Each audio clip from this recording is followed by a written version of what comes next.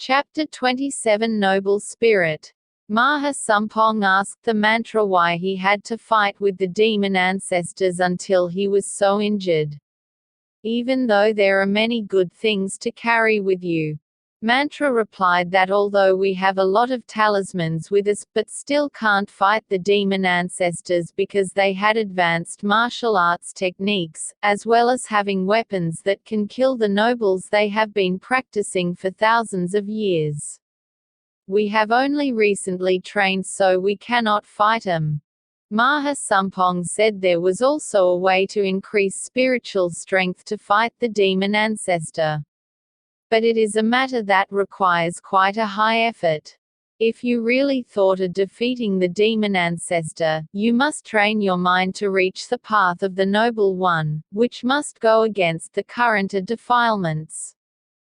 If you can, your spiritual strength will definitely be able to fight against the demon ancestors. Mantra asks what to do. Maha Sampong replied that need to develop vipassana meditation first, you need to understand the rules first.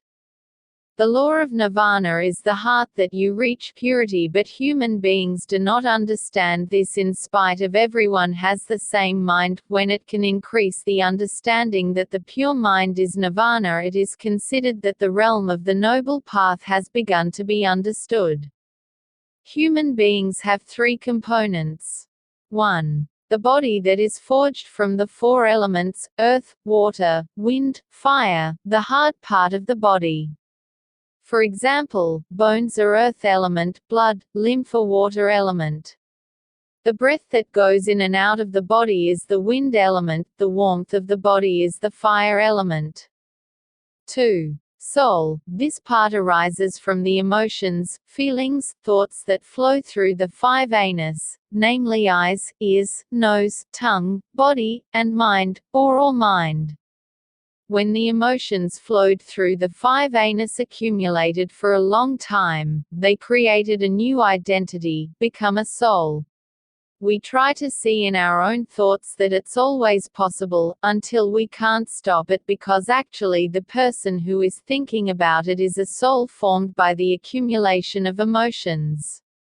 As for our true self, we are the knowing man, who perceives thoughts and feelings. That is, he knows what he is thinking, what is good and what is bad. If we call it right, we should call those who are knowing our thoughts as mind, consciousness, or wisdom. If the mind sees emotions and thoughts and does not fall for them, it can be called a person with wisdom, because he saw that what he was thinking was not the real me. When the mind and intellect can be separated from the emotion, let go of those emotions. It is called me walking on the path of the Noble One. As Maha Sampong listened to Maha Sampong and contemplated it, a light appeared in his mind, and he saw that the body, spirit and mind were separated into three parts, as Maha Sampong had said. Maha Sampong goes on to say that the mind is a form of energy. It is the highest energy in the universe.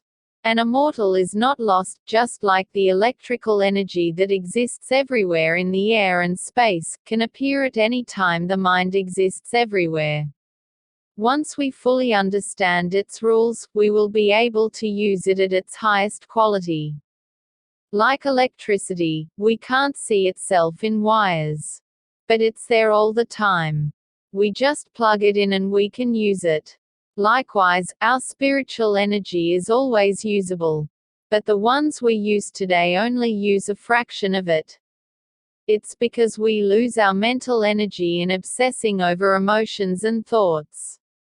Most of them are not fully usable because there is too much output from straying into the body, emotions, feelings, thoughts. Mental energy can only reach its full potential when it is in a state of complete freedom. When we understand this truth that our body, soul, emotions, feelings, thoughts are not our true self. Seeing those things are not what we are, they are not ours, called we see the soul. The mind with such wisdom would gradually gain more freedom. His strength was increasing all the time. until finally we can revoke misunderstandings in the body and soul. The mind is completely free. By doing this, we can become as powerful as God, or we can call ourselves in the state of God as God. But even if he had not yet achieved it, he was only able to understand the basic law of nirvana. It can be assumed that we have begun to step towards the path. At that point you will be able to easily defeat the demon ancestors. When Mahasampong had arrived here, on the head of Mantra and Theak, suddenly a brilliant light emerged with a faint chanting in the melody of the Noble One. As seen from faraway places, Budadang, Saranang, Kajkami, Demarang, Saranang, Kajkami, Sanghang, Saranang, Kajkami. Both the mantra and the thrifty felt at that moment some energy was pouring into the body, causing a strange feeling of coldness both physically and mentally. Even the thrifty, who is still exhausted because he has just recovered from an injury.